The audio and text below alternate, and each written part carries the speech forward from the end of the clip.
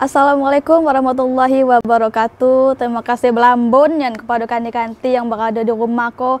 Karena masih setia nyaksikan kami ko budak cantik dengan budak gagah. Alamak, tahu nian kalau kita ke cantik dan gagah ko. Apa hal Pe? Apalagi hari dingin-dingin ko dak. Pasti kanti-kanti di rumah ko lagi ngerengkul. Iya. Ngerengkul ya bahasa ya. Iya, pakai selimut macam tu ya. Itulah tuh. Tapi lo sambil nonton Bekaba Jambi. Ya, apalagi siang ko tentunya edisi hari Minggu ya dak. Weekend hari Minggu tanggal 9 Maret 2025. Kau ngomong-ngomong soal Bekaba Jambi ko, kita lah berapa abad kita dak bertemu ko. Masalah 100 abad. Wah, lama pantaslah rindu hati awak dengan Supik kau memang luar biasa dak terbendung lagi kalau kata orang zaman kini tu. Biasa lah. Iya. Saya tengok muka kulit kau segarnya. Wah, apa puasa yang yuk dak dak dia siang buka periuk. Tidak, saya kau tetap puasa. Walaupun apa saya dak sahur, saya tetap puasa dari pagi sampailah kaki azan. Azan apa? Zuhur. Azan maghrib dong. Masa azan zuhur. Iya, apalagi kini kok kita lagi puasa. Masuk hari keberapa kita kini kok? 9. Hari ke-9 yo. Wah, masih di awal yo. Iya, berarti tinggal ya sekitar 18 hari lagi lah, dak. Iya, dengar lagi ternyata, dak.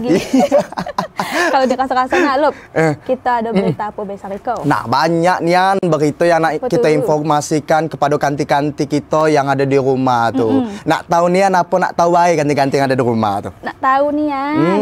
Maka nonton dulu Bekaba Jambi, kaget lah beli takjil tuh. Kita nonton dulu banyak nian informasi yang nak kita sampaikan kau. Masih tutup lagi beli takjil. Masih tutup. Aku salah siko terkait dengan BMKG Jambi ko prediksi kabupaten kota akan dilanda hujan. Nah, selanjutnya Pemkot Jambi balik petakan lokasi rawan banjir. Nah, selanjutnya kanti-kanti 136 titik jalan di Provinsi Jambi ko terpantau rusak. Nah, kanti-kanti macam mana berita selengkapnya? Bersama saya Yogi Aprilianto dan saya Rahmatul Uzma. Ikolah Bekaba Jambi selengkapnya.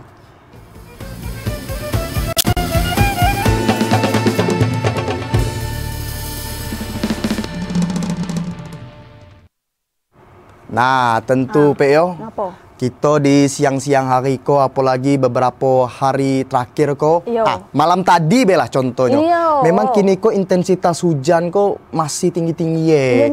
Saya nengok tadi pas sahur ya. Saya sahur alhamdulillah itu masih go hujan. Iya, hujan dari semalam tuh kan dari sekitar jam 10 sampai lah subuh tuh masih hujan. Memang intensitas hujan kok masih tinggi gini kok. Di rumah saya jangankan sampai subuh. Saya tadi sampai 10 pagi tadi tuh hujan. Masih hujan? Iya, banjir di rumah tuh ada air. Rumah di seberang pula dah. Aduh, kok ada berita kok terkait dengan intensitas hujan di mana BMKG Jambi kok memprediksi hujan masih akan terjadi di Provinsi Jambi dalam sepekan ke depan. Menyikapi keadaan itu, masyarakat diimbau untuk tetap waspada potensi bencana alam. BMKG Jambi memprediksi kabupaten kota di Provinsi Jambi masih akan dilanda hujan dengan intensitas ringan hingga lebat. Hujan yang disertai petir dan angin kencang itu disebabkan adanya gelombang ekuator berupa gelombang Rossby Equatorial Low Frequency dan Kelvin yang diprediksi aktif di sebagian wilayah di Sumatera, serta terpantau sirkulasi siklonik di perairan Aceh dan Samudra Hindia. Koordinator Bidang Data dan Informasi BMKG Jambi, Nabila, mengatakan hujan berpotensi merata di seluruh kabupaten kota dalam wilayah Provinsi Jambi, khususnya di Kabupaten Bungo. Potensi curah hujan diprediksi terjadi pada tanggal 4, 5, dan 8 Maret 2025. Menyikapi kondisi tersebut, masyarakat diimbau untuk tetap waspada potensi bencana alam seperti banjir dan longsor. Asa TVRI Jambi melaporkan. Berita selanjutnya kanti tinggi intensitas hujan yang guyur wilayah Kabupaten Sarolangun selama seminggu terakhir itu menyebabkan 7 kecamatan terdampak banjir. Ketinggian banjir di setiap kecamatan bervariasi mulai dari 30 cm hingga semeter. Banjir di wilayah Kabupaten Sarolangun terus meluas. Banjir yang awalnya hanya terjadi di beberapa kecamatan, kini mulai meluas. Pada saat itu ada 7 kecamatan yang dilanda banjir, yaitu Kecamatan Limun, Cermin dan Gedang, Pelawan, Batang Asai, Sawolangun, Pau dan Mandi Angin. Kepala Bidang Kedaruratan Logistik BPBD Kabupaten Sawolangun, Yen Aswadi mengatakan, dalam 1 minggu terakhir banjir sudah 2 kali melanda sejumlah desa dan kelurahan di Kabupaten Sawolangun. Banjir merendam kawasan di dataran rendah dan pemukiman yang berada di dekat daerah aliran sungai. Sampai hari ini yang terdampak banjir yaitu di Kecamatan Bang Tarasai, kemudian Cengki, Demon, Serlangun, Pau, dan Mandiani. Terhitung dari tanggal 24, cuma tidak secara kontinu. Ya, tidak secara kontinu. Soalnya tanggal 24 banjir, tanggal 5 susut. Kemudian tanggal 7 banjir lagi, tanggal 8 susut lagi. Nah, ini kemarin naik, sore kemarin naik, pagi ini mulai sore ini mulai agak susut. Yen Aswadi juga menambahkan Pemkab Sawolangun telah menginput data rumah yang terdampak banjir untuk memudahkan penyaluran bantuan ke titik lokasi banjir. Meski dilaporkan tidak ada korban jiwa, namun masyarakat tetap diimbau untuk meningkatkan kewaspadaan, mengingat hujan dengan intensitas lebat masih sering terjadi di wilayah Kabupaten Sawolangun. Edi Kusnadi, TVRI Jambi melaporkan. Kanti-kanti pemerintah Kota Jambi balik petakan lokasi rawan banjir. Sebagai upaya mengurangi potensi banjir, pemerintah Kota Jambi akan revitalisasi dan melebari aliran sungai serta membangun kolam retensi. Pemerintah Kota Jambi melakukan rapat koordinasi bersama lintas sektor untuk mengurangi potensi banjir. Karena setiap hujan lebat lebih dari 2 jam, sejumlah wilayah dalam Kota Jambi kerap terjadi banjir bandang. Kondisi itu menjadi perhatian khusus bagi Wali Kota Jambi Maulana. Sebagai upaya mengurangi potensi banjir, pemerintah Kota Jambi akan merevitalisasi dan melebarkan aliran sungai di Kota Jambi. Kemudian membangun kolam retensi di wilayah Pasar Jambi dan Kecamatan Jelutung untuk menampung luapan air. Maulana menyebutkan pihaknya juga telah memetakan titik-titik wilayah yang kerap rawan banjir, yakni Kecamatan Pasar Jambi, Alam Barajo, Kota Baru, Jelutung, Palmerah, dan Kecamatan Telanai Pura. Penyebab terjadinya banjir bandang itu karena menyempitnya aliran sungai atau desimentasi, sehingga sungai tersebut tidak mampu menampung air saat terjadi hujan lebat dan meluap hingga meredam rumah warga. Dari rapat ini alhamdulillah terlihat jelas langkah-langkah konkret yang akan kita laksanakan untuk penanggulangan pengurangan banjir secara bertahap. Dan alhamdulillah pemerintah pusat sudah mengalokasikan anggaran untuk beberapa titik kawasan yang memang fokus mereduksi banjir di kawasan-kawasan di Kota Jambi. Revitalisasi aliran sungai akan dikerjakan secara bertahap di tahun ini. Kemudian ada beberapa lahan milik masyarakat yang akan dibebaskan. Joko, TVRI Jambi melaporkan. Kanti-kanti insiden kecelakaan kapal nelayan dengan kapal tongkang terjadi di perairan Kampung Laut Tanjung Jambu Timur. Pada insiden itu sebanyak 3 dari 5 orang nelayan dinyatakan meninggal dunia. Insiden kecelakaan kapal balik terjadi di perairan Kampung Laut Tanjung Jambu Timur. Kali itu insiden kecelakaan terjadi antara kapal nelayan dengan kapal tongkang Trans 58 rute Pekanbaru Jambi. Pada insiden kecelakaan itu, 3 dari 5 orang nelayan dinyatakan hilang sejak 2 hari terakhir. Setelah dilakukan pencarian oleh petugas SAR gabungan, ketiga orang nelayan akhirnya berhasil ditemukan petugas dengan kondisi meninggal dunia. Kepala Unit Siaga SAR Tungkal, Dede Alamsyah mengatakan, setelah berhasil dievakuasi, tim SAR langsung membawa para korban ke Pelabuhan Roro Kuala Tungkal. Mereka diserahkan ke pihak keluarga. Dengan ditemukan seluruh korban itu, proses pencarian dihentikan.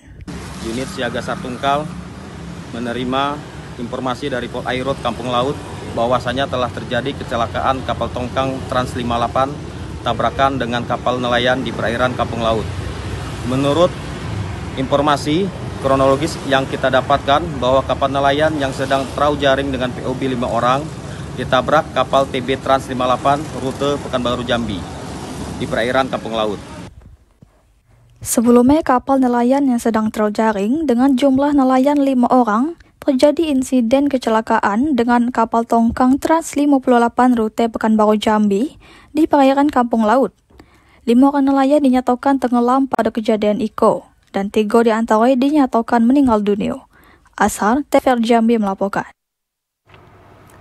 Informasi lainnya, kanti-kanti Polda Jambi berlakukan jam khusus untuk angkutan barang yang melintas di Jembatan Auduri 1 Kota Jambi. Pemberlakuan aturan tersebut guna mengurangi kemacetan di jam-jam padat kendaraan.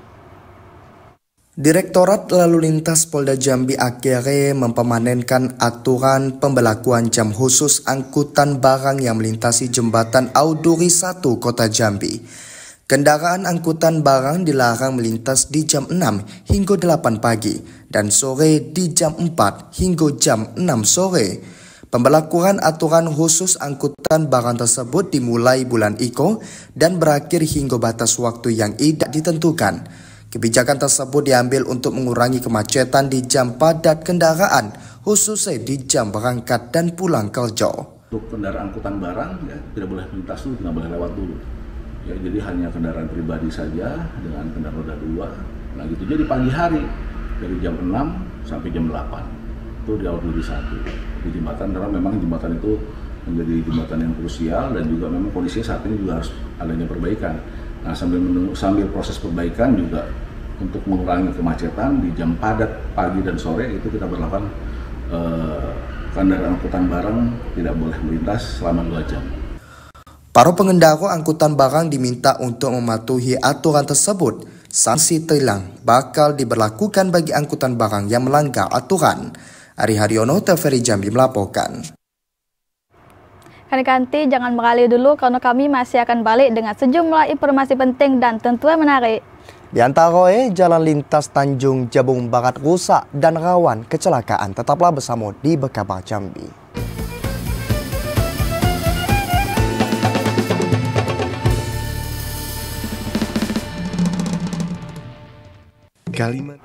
Terima kasih kanti-kanti karena masih setia tetangga depan TV untuk nyaksikan kami di Berkabar Jambi. Nah, Lup, kulup ke mudik besok kemana? Saya ke mudik dekat-dekat. Dekat itu mana? Ke rumah awak lah paling.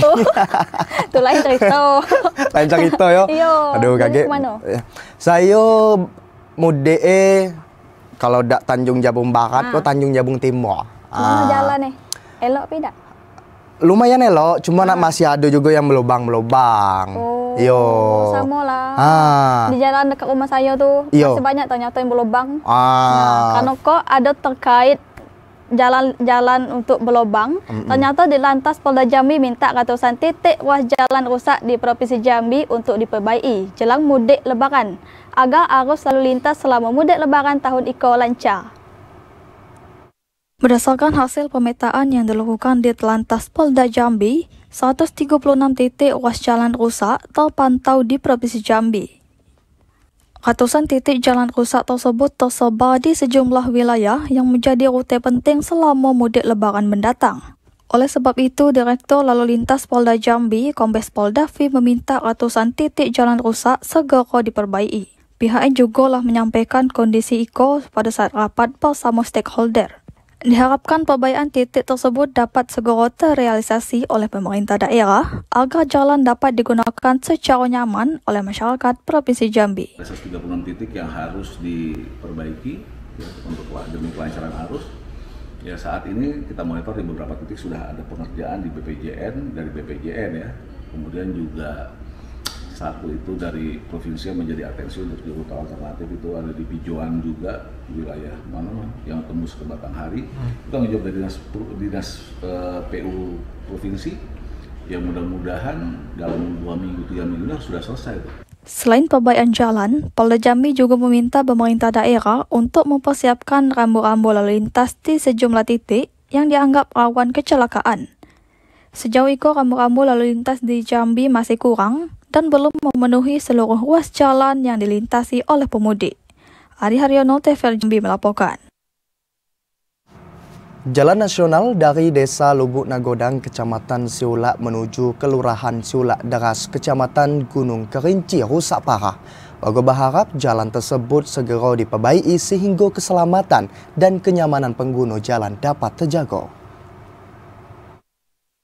Kondisi jalan nasional dari Desa Lubuk Nagodang, Kecamatan Siulak menuju Kelurahan Siulak Deras, Kecamatan Gunung Kerinci, Kabupaten Kerinci semakin rusak dan membahayakan pengguna jalan.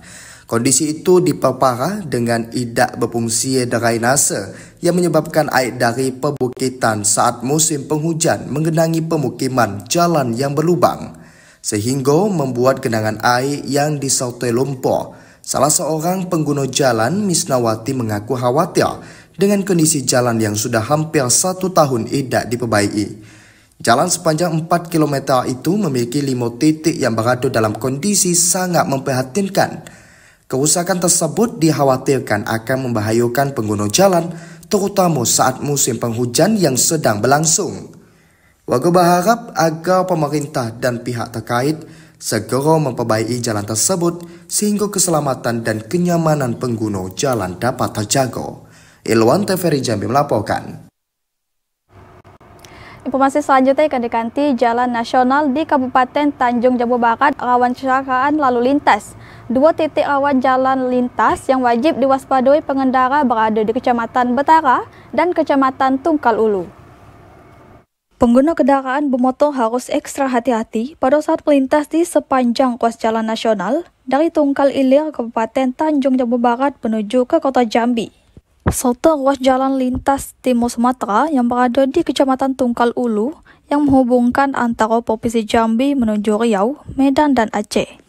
Kasat Lantas Polres Tanjab Barat AKP Rita Purnamasari mengatakan beberapa titik jalan rawan terjadi kecelakaan lalu lintas, macam di sepanjang ruas jalan yang berada di wilayah Kecamatan Betara, Kabupaten Tanjung Jambu Barat. Selain sempit, sempadan jalan juga mengalami penurunan jika tidak berhati-hati. Kendaraan khususnya tonase besar akan terjatuh. Selain itu, beberapa ruas jalan juga mengalami penurunan hingga menyebabkan badan jalan menjadi gelombang dan berlubang. Kecelakaan lalu lintas kerap terjadi di sepanjang ruas jalan Simpang AMD menuju Simpang Pinang Merah dan Simpang Ojek Serdang Jaya, Kecamatan Betara. Sementara itu, ruas jalan mengalami kerusakan mulai dari Pematang Lumut, Desa Muntialo, Serdang Jaya serta Mandalo, Kecamatan Betara, hingga Sungai Saren, Kecamatan Bram Hitam, serta ruas jalan lalu lintas Timur Sumatera, Kecamatan Tungkal Ulu. Mendekati Idul Fitri, Polres Tanjab Barat mengimbau bagi para pemudik untuk berhati-hati saat melintas. Didi Haryadi, TVRI Jambi melaporkan. Jalan penghubung antar kecamatan di Kabupaten Muaro Jambi rusak berat. Selain kondisi aspal yang terkelepek, konstruksi jalan juga berlubang hingga kedalaman sekitar 30 cm. Jalan penghubung di Kecamatan Maro Sebo Iko menghubungkan ke Kecamatan Kumpe Ulu, Taman Rajo, dan Kecamatan Sekernan. Selain membahayakan para pengendara, kerusakan jalan juga mengganggu aktivitas warga dalam mengangkut hasil perkebunan. Selain kondisi aspal yang terkelupas, konstruksi jalan juga berlubang hingga kedalaman sekitar 30 cm. Apabila tidak segera diperbaiki, dikhawatirkan akan membahayakan keselamatan para pengguna jalan, terlebih saat melintas pada malam hari. Selain tidak ada rambu lalu lintas, minimnya lampu penerangan jalan juga dapat memicu kecelakaan lalu lintas. Ya, saya sebagai pengendara motor, sebaiknya diperbaiki ya Pak ya, sebentar cepat diperbaiki. Karena kondisi jalan sudah sangat parah.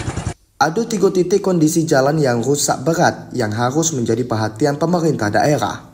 Menurut warga sekitar, kerusakan jalan penghubung tersebut sudah terjadi sejak 2 tahun lalu dan belum ada perbaikan. Azam Afnan, TVRI Jambi melaporkan. Masih terkait jalan rusak Kandikanti, pemerintah sudah memetakan jalan rusak di wilayah Kota Jambi. Dari 101 titik jalan rusak dan berlubang, ada 30% ditargetkan dalam kondisi baik jelang Hari Raya Idul Fitri.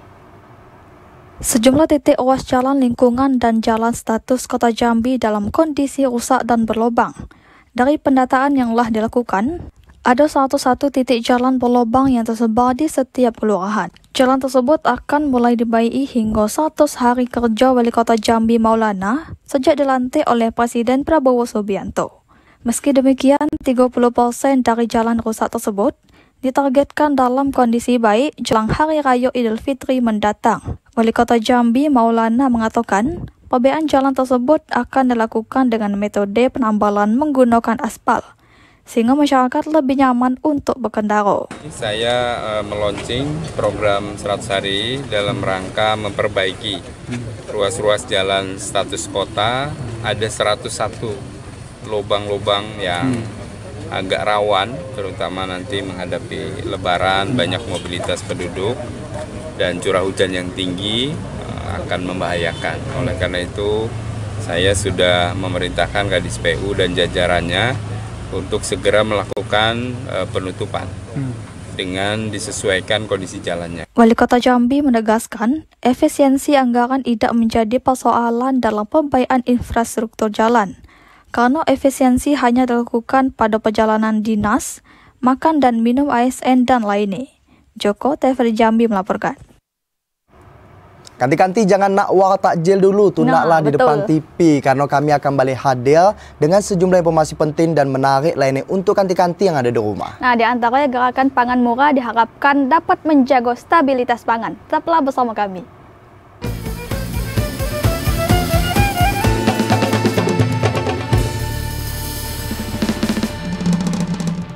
Terima kasih kanti-kanti, datuk-datuk, nyai-nyai yang masih setia benala untuk menyaksikan Bekabal Jambi.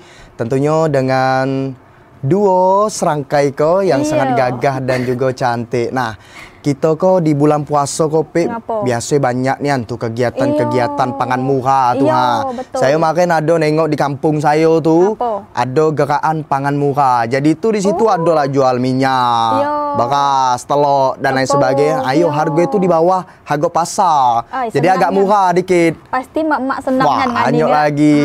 Kok ada berita kok senang nian kok pokoknya datuk-datuk nyai yang ada di Kabupaten Batanghari kok. Di mana pemerintah Kabupaten Batanghari ko balik melaksanakan gerakan pangan murah. Pangan murah iko merupakan strategi Pemka Batanghari dalam menjaga stabilitas harga pangan selama bulan suci Ramadan. Kebutuhan pangan selama Ramadan dipastikan terus mengalami peningkatan. Untuk menjaga stabilitas harga dan ketersediaan pangan, Pemka Batanghari kembali melaksanakan gerakan pangan murah. Penyaluran pangan murah itu merupakan kerjasama antara Pemka Batanghari dengan Perum Bulog Jambi. Kepala Bidang Ketahanan Pangan Dinas Pangan Pertanian dan Perikanan Batanghari, Rahima mengatakan, penerima pangan murah hanya mendapatkan 2 karung beras berukuran 5 kg dan 2 liter minyak goreng kemasan, 1 kg gula dan 1 kg tepung. Selain itu, Pemka Batanghari juga menyediakan jenis kebutuhan pangan lainnya yang bekerjasama dengan petani lokal seperti cabai merah, sayur mayur dan buah-buahan. Pemka Batanghari akan kembali menggelar gerakan pangan murah pada 19 Maret 2025 karena animo masyarakat untuk mendapatkan kebutuhan pokok murah iko cukup tinggi. Ade Juniawan, TVRI Jambi melaporkan. Kanti-kanti penggunaan alsintan menjadi kebutuhan pada program Brigade Pangan. Masa panen akan dimulai pada pertengahan bulan Maret pada bulan Iko. Program Brigade Pangan pada saat Iko terus digencarkan di seluruh Indonesia dalam mewujudkan swasembada pangan, termasuk di Kabupaten Tanjung Jabung Timur. Dalam mewujudkan program Iko, peran alat dan mesin pertanian atau alsintan menjadi sangat vital. Alsintan berfungsi untuk mengurangi ketergantungan pada tenaga manusia dan mempercepat berbagai proses pertanian.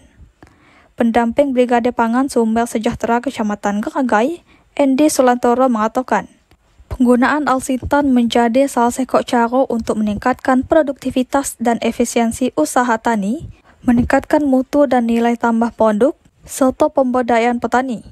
Luasan lahan yang dikelola Brigade Pangan Sumber Sejahtera di Kecamatan Geragai mencapai 206 hektar. Ratusan hektar iko segera dimasuki masa panen pada pertengahan bulan Maret iko, dengan periode masa tanamnya dimulai rentang bulan November hingga Desember lalu.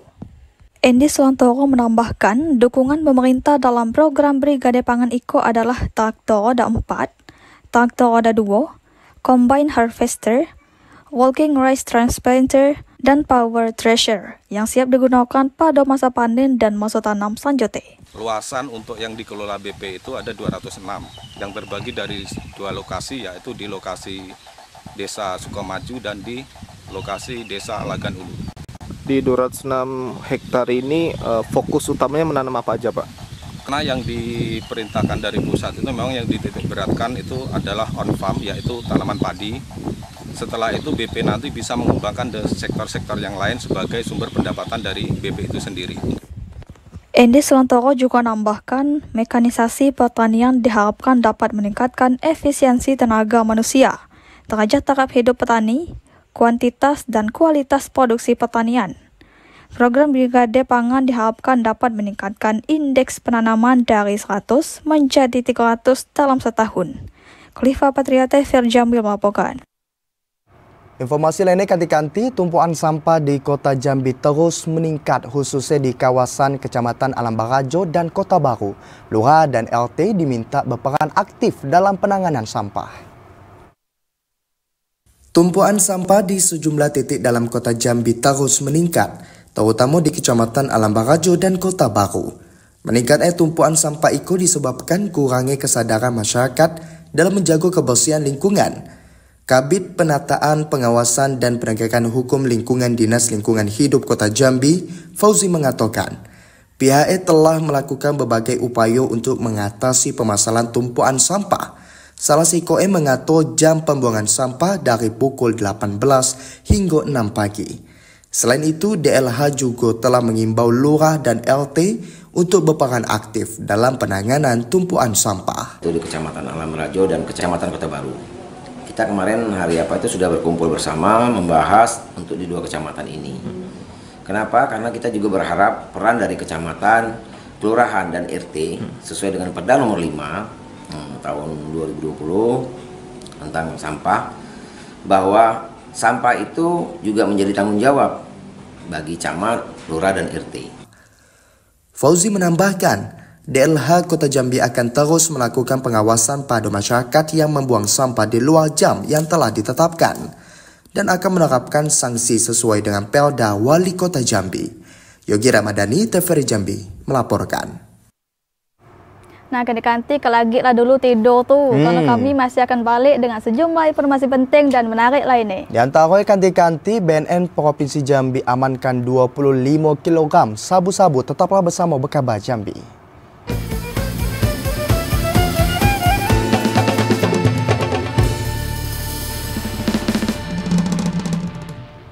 Terima kasih kanti karena masih setia tetangga depan TV untuk menyaksikan kami.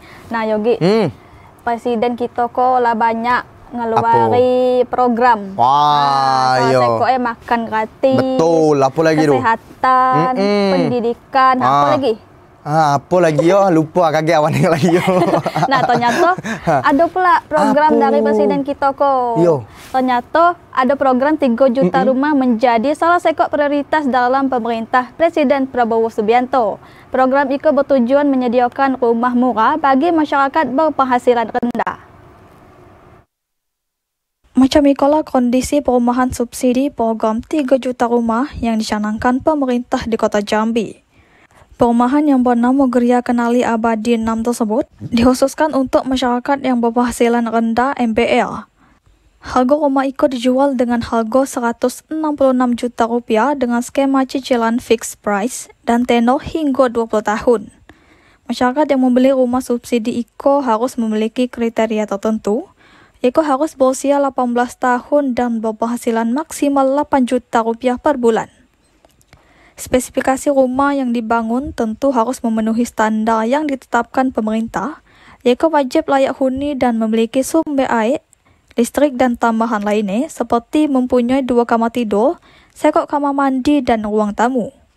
Salah seorang pembeli, Mega Hasibuan, mengatakan alasan membeli rumah subsidi itu karena cicilan yang terjangkau dan layak huni. Karena terjangkau, daripada saya ngontrak, lebih baik saya pinjam rumah. Kan kalau rumah sudah lunas, ya bisa jadi aset. Kalau saya ngontrak sama aja saya numpang di rumah orang. Mega Hasibuan berharap program rumah murah itu terus berlanjut karena sangat membantu masyarakat yang berpenghasilan rendah untuk memiliki hunian yang layak. Ade TVRI Jambi melaporkan. BNN Provinsi Jambi menangkap 2 warga asal Sumut yang merupakan kurir narkoba lintas provinsi di kota Jambi. Dari kedua, BNN menyita puluhan kilogram paket sabu yang akan diedarkan di wilayah kota Jambi. Kapan kasus narkotika Iko berawal dari informasi masyarakat terkait adoi pengiriman narkoba ke kota Jambi. Dari informasi tersebut, petugas BNN langsung menyelidiki dan mendapati adoi dugaan transaksi narkoba di salah satu hotel di kawasan Kelurahan Handil, Jelutung, Kota Jambi. Petugas mendapati Pandu Rahman Wiguna, warga asal Sumatera Utara, yang membawa mobil dan langsung dibawa ke BNN Provinsi. Menggunakan anjing pelacak, petugas akhirnya menemukan 25 kg paket sabu yang disimpan di dalam pintu mobil. Dari hasil pemeriksaan terhadap pelaku, ternyata ia tidak sendirian ke wilayah Provinsi Jambi. Pelaku lainnya bernama Ade Irfan Siagian berhasil diamankan petugas setelah sempat melarikan diri kembali ke Medan, Sumatera Utara. Dari pengungkapan Iko, sabu yang berasal dari Sumatera Utara Iko dijemput seseorang yang saat Iko masih buron dan akan diedarkan di wilayah kota Jambi. Nah, di kantor inilah kita geledah dengan disaksikan oleh si supir itu yang kita tahu namanya Pandu. Ya, setelah kita geledah, kemudian ditemukan disimpan di door trim pintu dari 3 bungkus di door trim pintu depan sebelah kiri, kemudian 12 bungkus disimpan di pintu atau di door trim sebelah kanan dan sebelah kiri 10. Jadi totalnya ada 25 bungkus. Untuk proses mendalami kasusnya, kedua ditahan di rutan BNN Provinsi Jambi. Keduanya terjerang Undang-Undang Nomor 35 Tahun 2009 tentang narkoba dengan ancaman pidana hingga seumur hidup. Ari Haryono, TVRI Jambi melaporkan. Berita selanjutnya akan dikanti Gubernur Al-Haris menargetkan pendapatan daerah melalui skema PI 10% migas dapat segera tercapai untuk dinikmati masyarakat dan daerah. Gubernur Jambi Al-Haris menargetkan pendapatan baru daerah melalui skema Participating Interest atau PI 10% minyak dan gas dapat segera tercapai. Perolehan PI untuk Provinsi Jambi yang sudah diupayakan sejak 5 tahun lalu ditargetkan dapat terrealisasi dalam waktu dekat. Gubernur Al-Haris mengatakan, berdasarkan hasil pertemuan dengan Kementerian SDM, keikutsertaan Provinsi Jambi dalam pengelolaan migas 10% di daerah dijanjikan selesai dalam 1 bulan kerja. Pemerintah Provinsi Jambi akan mendukung janji tersebut dalam menyiapkan kerangka maupun kelengkapan dokumen yang dibutuhkan untuk mendapatkan PI 10%. Dalam waktu dekat, Pemprov bersama DPRD akan mulai melakukan proses perubahan BUMD Jambi Indoguna Internasional atau JII menjadi perusahaan perseroan daerah. Janji beliau sebulan, insya Allah beliau akan selesaikan di SDM. Tapi BUMD berubah perseroda itu butuh waktu Pak. Sebentar, itu kan tidak lama. Itu kan kalau perda kan asal dewan ada pemerintah ajukan terlalu selesai. Tahu di dalam lama. Apa ya kalau Golkar ikut itu? Tidak, sebenarnya tidak masalah karena kan kita bukan dari partai, itu kan guyon saya saja. Intinya kalau Pak Menteri dengan jajarannya bekerja dan kami juga menyiapkan kerangka semua dokumen, semua selesai. Ketua DPRD Provinsi Jambi Hafiz Fatah siap mendukung percepatan implementasi PI 10% migas untuk kesejahteraan daerah. Bersama pemerintah Provinsi Jambi, BUMD JII ditargetkan dapat segera ditetapkan menjadi perseroda setelah Lebaran. Untuk perolehan PI IKO, nanti akan langsung menjadi sumber PAD yang masuk pada APBD murni 2025 yang sebelumnya sudah ditetapkan senilai 85 miliar rupiah. Ya, kemarin itu kita menghadiri di SDM. Memang perjanji dari Wamen waktu itu bahwa 1 bulan ini akan selesai berdasarkan statement dari Bapak Bahlil. Ya, kita menyambut baik ini. Cuman kan ini ada B2B, bisnisnya ya. Nah, tinggal lagi bagaimana kita mempersiapkan BUMD-nya. Hari ini sudah berproses, tadi saya tanyakan dengan Pak Gubernur sudah berproses. Kita juga nanti akan mengawasi dalam waktu dekat. Saat iko PI 10% migas yang sedang diupayakan pemerintah Provinsi Jambi merupakan dividen dari migas blok Jabung, yaitu Petrocina dan satu blok lainnya. Rindi Arta, TVRI Jambi melaporkan. Kanti-kanti jangan nak ngelelah bebo dulu tunaklah di depan TV karena kami akan balik hadir dengan sejumlah informasi penting dan menarik lainnya. Nah, di antaranya BPOM Jambi terus pantau makanan takjil mengandung zat kimia. Macam mana berita selengkapnya, tetaplah bersama Berkabar Jambi.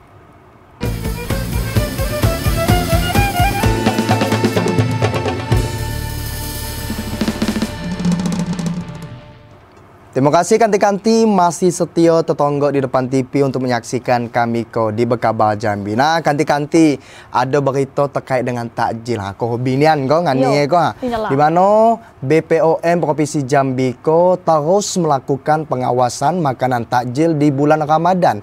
Hingga saat itu belum ditemukan makanan takjil yang mengandung zat berbahaya. Balai Pengawas Obat dan Makanan BPOM Provinsi Jambi terus melakukan pengawasan makanan dan takjil yang dijual di Pasar Beduk. Pengawasan dilakukan sejak awal Ramadan hingga 12 Maret 2025 mendatang. Sejauh itu, BPOM Jambi belum menemukan adoi makanan atau takjil yang mengandung zat kimia atau zat berbahaya seperti boraks, metanil yellow, formalin dan lain sebagainya. BPOM memastikan untuk sementara itu makanan takjil yang dijual layak dikonsumsi.